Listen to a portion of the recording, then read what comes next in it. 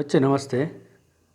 पिछले क्लास में महात्मा गांधी पाठ से बहुत कुछ अंश हम जान चुके हैं।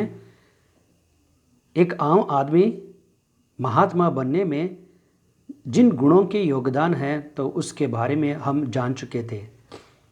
मोहनदास करमचंद गांधी बचपन में ही सत्य, अहिंसा, धर्म के दृढ़ निश्चय आदि गुणों को अपनाकर महात्मा बन जाते हैं। बचपन से ही उनमें से ऐसे गुण थे जो महात्मा बनने के लिए अनिवार्य हैं। तो इससे संबंधित दो घटनाओं का उल्लेख इस पाठ में करते हैं। सबसे पहली घटना है, क्लास में आप पढ़ चुके हैं पिछले क्लास में। एक दिन कक्षा में एजुकेशन डिपार्टमेंट के एक ऑफिसर आते हैं स्कूल के इंस्पेक्शन के लिए। तो उस समय सीधे वे क्लासरूम में चले जाते हैं और जाकर बच्चों के लिए कुछ 5 शब्द डिक्टेशन देते हैं। उनमें से एक शब्द है केटल शब्द, जिसका स्पेलिंग गांधी जी गलत लिख देते हैं। तुरंत वहाँ के अध्यापक गांधी जी से इशारे से बताते हैं कि तो इज्जे गलत है तो उसे सही कर दो, बाजू में जो लड़का है तो उससे देखकर लिख लेना। लेकिन गांधी जी इसे चोरी समझते थे, तो इसलिए ये काम कभी भी नहीं करना चाहते थे। स्पेलिंग गलत होने से उसे बुद्धू भी मान जाए, लेकिन गांधी जी देखकर लिखने के काम नहीं कर पाए। एक घटना।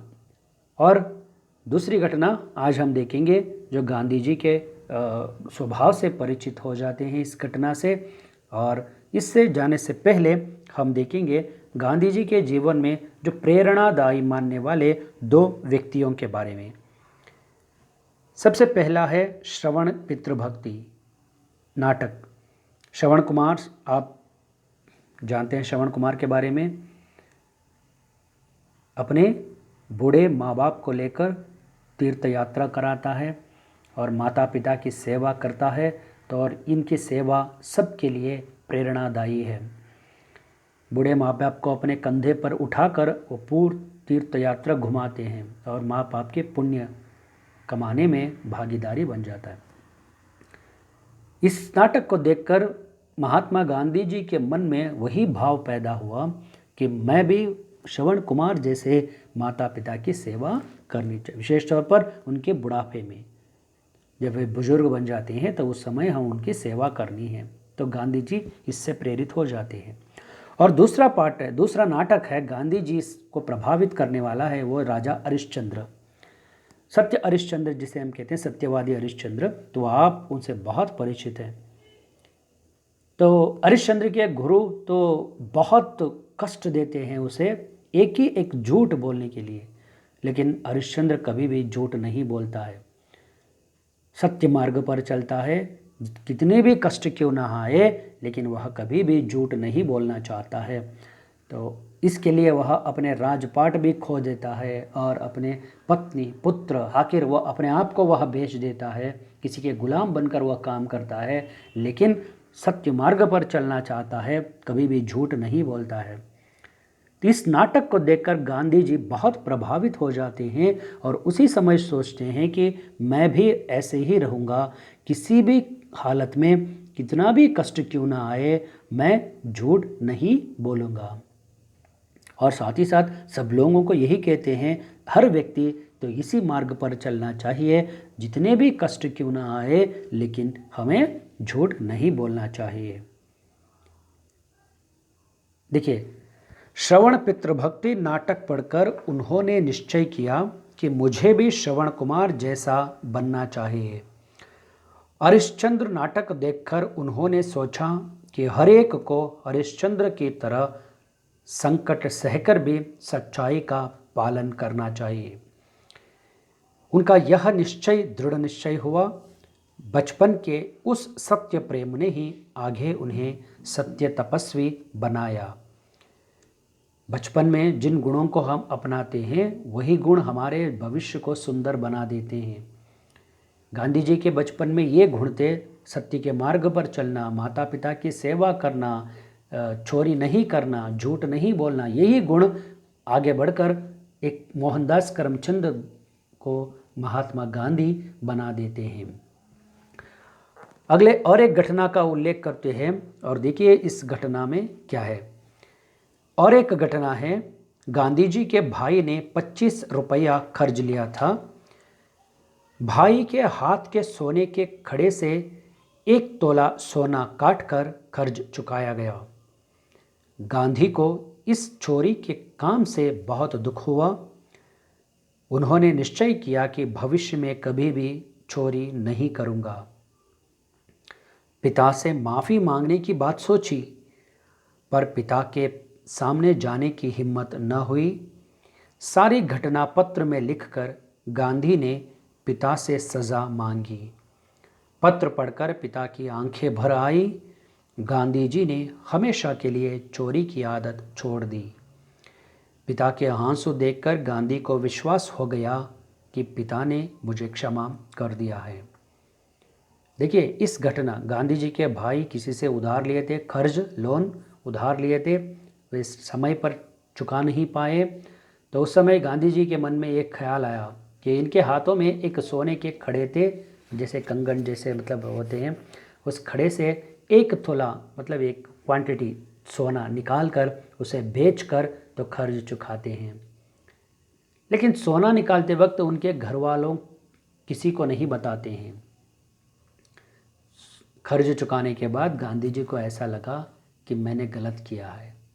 तो ये चोरी जैसे ही हुआ, माता पिता ने जो खड़े दिए थे तो उसके पहनने के लिए, लेकिन गांधी जी ने उससे सोना निकाल कर तो भाई का कर्ज चुकाया। कर्ज चुकाने के बाद गांधी जी को गलत लगा, मैंने गलत काम किया है। बिना बताए ये माँ बाप के जो चीज़ों को बेचना, ये चोरी जैसा ही हो गया। बहुत पछता है गांधी जी। पछताने के बाद उसे लगता है कि ये सारी घटना माता पिता को कह देना चाहिए, लेकिन साथ ही साथ उस डर भी है पिताजी के सामने जाकर तो सारी घटना को वो कह नहीं पाए। तो लेकिन दुखी भी है, बहुत पछता रहे। आखिर बीच का एक रास्ता निकालते हैं। सारी बातों को एक पत्र में लिखकर गांधी जी पिताजी को दे देते हैं और दूर में खड़े होकर देखते रहते हैं और इस पत्र में लिखते हैं तो इस कारण से हमें कड़े के तोले निकाल कर, सोना निकाल कर हमें बेच दिए और भाई का कर्ज चुकाया। मैंने जो काम किया है वो गलत है, तो इसके लिए आप मुझे खड़ी से खड़ी सज़ा देनी चाहिए। मैं तैयार हूँ, तो आप मुझे क्षमा कीजिए। तो सारे पत्र पढ़ने के बाद गांधी जी के पिताजी के आंखों में आंसू भर आए। कारण ये है, बच्चों में जो क्षमा मांगने का गुण है तो इससे वह संतुष्ट थे, और पश्चाताप के जो गुण हैं तो उससे वे संतुष्ट थे, और कभी भी जीवन में चोरी नहीं करने का जो गुण है उससे वे संतुष्ट थे। इसलिए पिताजी के आंखों में आंसू भर आए। तो इस आंसू को देखकर गांधी जी को लगा पिताजी ने मुझे माफ़ किया है। और अहिंसा, सत्य और धर्म के दृढ़ निश्चय ने गांधी को महात्मा बना दिया। बच्चा, हमने पहले ही कहा है, गांधी जी, महात्मा गांधी जी बनने के लिए जो जो गुण है वही है। अहिंसा के मार्ग पर चलना, सत्य का पालन करना और धर्म के दृढ़ निश्चय करना।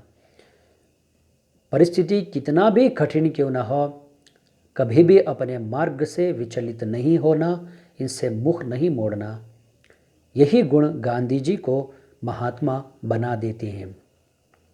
ये इनके बचपन की घटनाएं हैं। तो पहले ही मैंने कहा है, तो बचपन की घटनाओं को आपको दिया गया है, आपको पढ़ने के लिए एक अवसर दिया गया है, ताकि आप भी तो इस घटना से प्रेरित हो जाए। तो आपके जीवन में भी इस झूठ बोलने के जो प्रसंग आते हैं और गलत काम करने की जो परिस्थिति आते हैं, कभी भी तो आप इनसे बच के रहना चाहिए। गलत हो भी जाए तो उसे तुरंत ठीक कर लीजिए, क्षमा मांग लीजिए। अगर आपसे किसी से अगर आप मन दुखाते हैं तो क्षमा मांगिए। क्षमा मांगना बहुत बड़ी बात है। पश्चाताप और बड़ी बात है। तो इसलिए तो आप सोच समझकर आगे बढ़िए। बच्चे, इस घटना से संबंधित, इस पाठ से संबंधित और कुछ विशेष शब्द मैंने यहाँ पर दिया गया है, देखिए उन पर। पहले हैं अन्य वचन शब्द है, एकवचन और बहुवचन। घटना, घटनाएं, रुपया, रुपये, बात, बातें, आँख, आँखें, आदत, आदतें, ये सारी अन्य वचन शब्द हैं।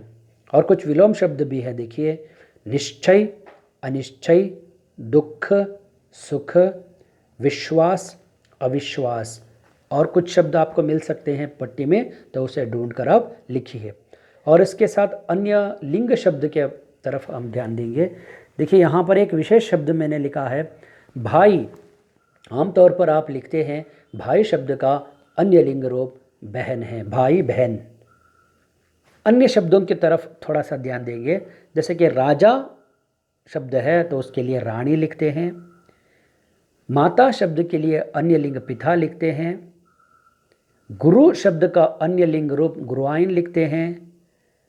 ओके, लेकिन भाई शब्द का अन्य लिंग रूप बहन नहीं है बल्कि भाभी है। तो रूढ़ी में बहन शब्द है, लेकिन आपको लिखना है भाई भाभी।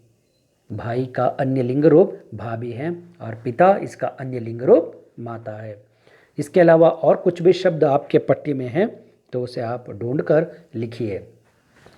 और इसके बाद मैंने आपको कुछ टेक्स्ट बुक में जो प्रश्नोत्तर है उस पर आप ध्यान दीजिए। उन प्रश्नों के उत्तर आप ढूंढकर लिखिए। इसके बाद मैं आपको भेज देता हूँ, उसे आप टेक्स्ट बुक में, वर्कबुक में या नोटबुक में लिख सकते हैं। तब तक के लिए धन्यवाद।